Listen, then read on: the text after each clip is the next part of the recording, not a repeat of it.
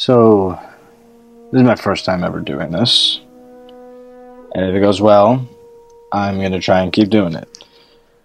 So, I'm doing a movie review today, and I really thought about what movie I could really do and gush about out of just love. Eventually, I'll talk about movies, of course, that aren't on my hot list, but for now, I'm going to start with what I consider to be my childhood movie to me, which has to be Steven Spielberg's masterpiece, Jurassic Park, based off of the novel by Michael Crichton. This movie is a phenomenal piece of cinema. It's not just even a film. It's the definition of cinema at its finest. And it still holds up today. This movie came out in 1993, and it still holds up today. The CGI, the cinematography is still some of the best I've seen. The characters are great. The acting's phenomenal. And when you have a masterful director and then a visionary composer together, you get the unstoppable, you get a masterpiece, you get an unstoppable force. And that is what Steven Spielberg and John Williams did. John Williams' score in this movie is what amps up Steven Spielberg's amazing direction for this movie. The minute the Brachiosaurus gets on screen into the beginning of the film, you have the phenomenal theme for the movie enter in, and I get teary-eyed every time I see it, because it's impossible not to. Anyone that's never, God forbid, have seen this movie, it's impossible not to tear up when you see that scene. And you have the amazing line by Richard Attenborough when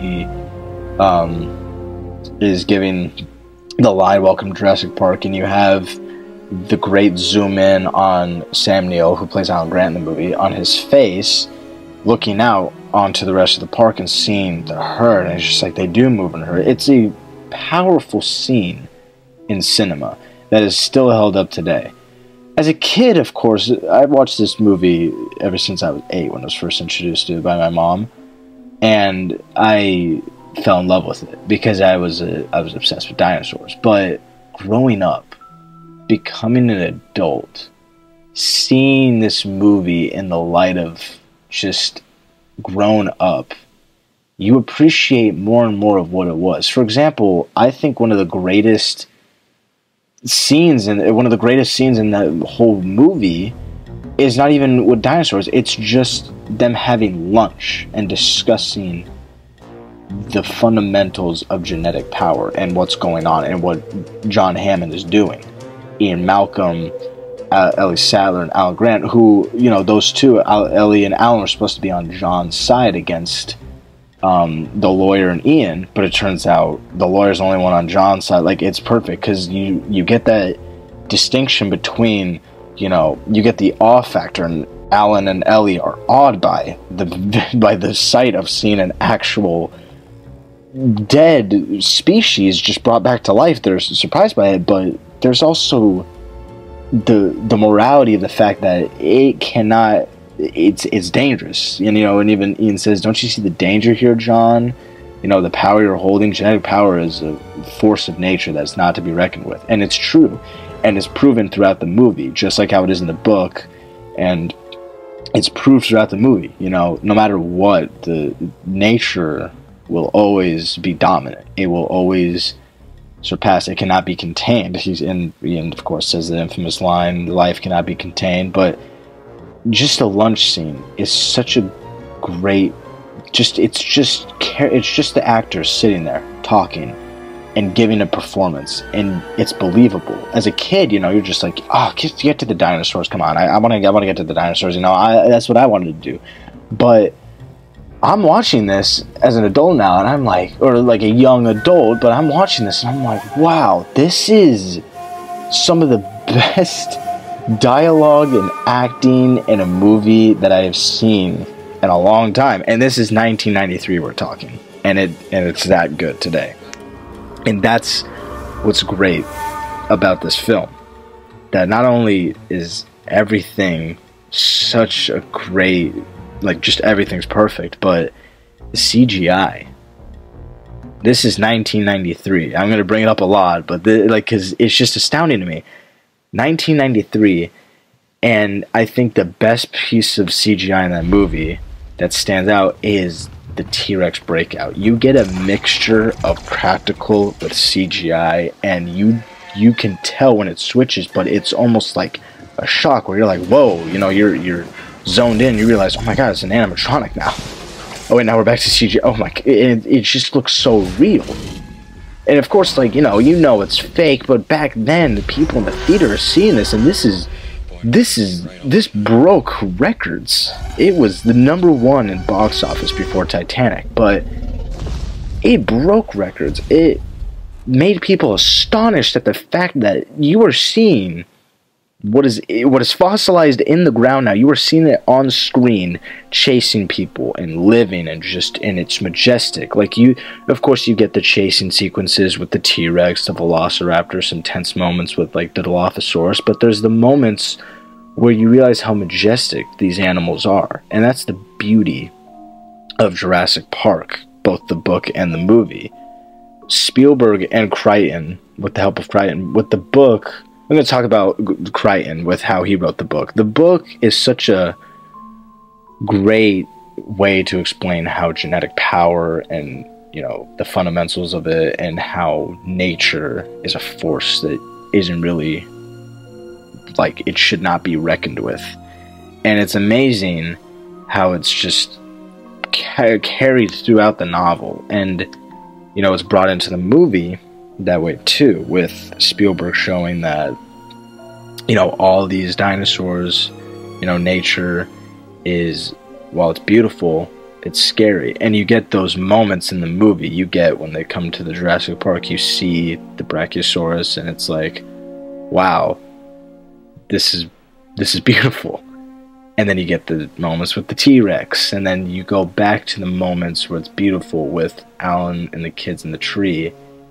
And the Brachiosaurus wakes him up, and he's looking at it, and they're looking at it, and it's, you know, it's a beautiful sight to see, you know. And even at night when they're just eating, being animals, living in this world, and they don't even understand, like, you know, they know they're being caged because the T-Rex breaks out and everything and all that, but, you know, they're living, breathing animals. They're just doing that. And by the end of the movie, Alan himself notices that, and is like, and it's a good little symbolism or send off to the movie when he looks at the birds flying, because remember in the beginning of the film he talks about how, you know, raptor means bird of prey, or like even dinosaurs are descendants of birds, or birds are just is it the other way around? I can't remember, but, you know, you have that shot of those birds with pelicans flying, and Alan looking longingly at it, and just like, it's almost like Spielberg and Sam Neill himself with his amazing acting is like, you know, looking at it is like, nature's a beautiful thing, but it's scary, you know. And that's what is so terrific about this film. As a kid, like, and that's what's great about movies, classic old movies. Throughout time, when you watch them at any age, you think, not a lot of them, but you appreciate it. Like, I loved Jurassic Park before I even more appreciated it, but, you know, I watched it when I was 8, and I'm getting older, and I'm realizing this is such a phenomenal piece of cinema. It's not a movie, it's not a film, it is an experience. It is cinema at its finest. It is a classic movie that will forever be passed on to generations, I feel, and passed down by me, because definitely tell my kids and all that, like, when I have them, I'm going to tell them about it, tell them to watch it, sit down with them. It's such a joy. It is such a joy to be able to do that, to watch it with people, to have that same connection. Some people won't have the same connection. Some people aren't a fan of this kind of franchise, and that's understandable. If they're not a fan of the new trilogy, you can understand that. That is a whole nother, if again this review does well. It was kind of short, maybe wrapping it up here soon, but if this does well and like you guys want to hear more of this, I will definitely review the whole trilogy of Jurassic World. I can talk about that because I have so many ideas for how that could have gone differently, but I just want to talk about, because for the first time for a review, I just want to talk about my love for this film, a little quick, you know, review about it, just my appreciation. I'm very biased biased for it, as you can tell. I really don't have problems with it. And that's the thing, like, I've thought about what could I change from this movie? And I can't think what I could. Do I have nitpicks? Maybe. Like, the scene between Nedry and the Dilophosaurus is cheesy, but it's played off for kids a little bit, because in the book, it's far more violent. It is gruesome. It's no joke. These are like, the book does, in my opinion, the book does do a better depiction of how horrifying these animals are and how vicious and ferocious they are and how territorial they can be and how deadly they are, because again, they are animals. This is nature we're talking about. In the movie, of course, it's played off a little less with the Dilophosaurus. You even have like a little cartoony sound effect when Nedry falls down the waterfall, and it's like a cat and mouse game or hide and seek between him and the Dilophosaurus. But, you know, that's a nitpick. It doesn't take away from the movie for me, because the rest of it is tense. The main road scene with the T-Rex breakout is one of the greatest piece of like film I've ever seen, to be honest, because it relies solely on sound, on the atmosphere, on just the sound design of the T-Rex, of a car flipping over. There's no music, there's no, you know, like suspenseful music or anything, or it is just the sound of the rain, the roar of the T-Rex, the squeak of metal, the screams of kids in the car, everything about that scene is perfect. And when the final roar of the T-Rex happens before they cut back to the control center with everybody over there, John and all them, you're left with a feeling of, holy shit, that was terrifying. And it's true. It is horrifying. So you do get those moments in the movie, and that's why it isn't, of course, the Dennis Nedry thing, which I think is my only nitpick. Again, it's not like a flaw. It is just a nitpick, because I do love that scene still. But if I have to choose, I'd choose the one in the book, because that one is horrifying. When I was reading that in the book, I was like, holy crap. And that's a fun thing I didn't even think about. If someone would want to do an R-rated version of Jurassic Park, like a cut of Michael Crichton's book, I would kind of be down to see that. But of course, I think for now, it's good just to leave this franchise dead and extinct after the last movie, which again, I will talk about if this does well, this first review. But just wanted to gush about this movie real quick. I think I've said like I'm gonna end this like multiple times, but I appreciate you guys for listening.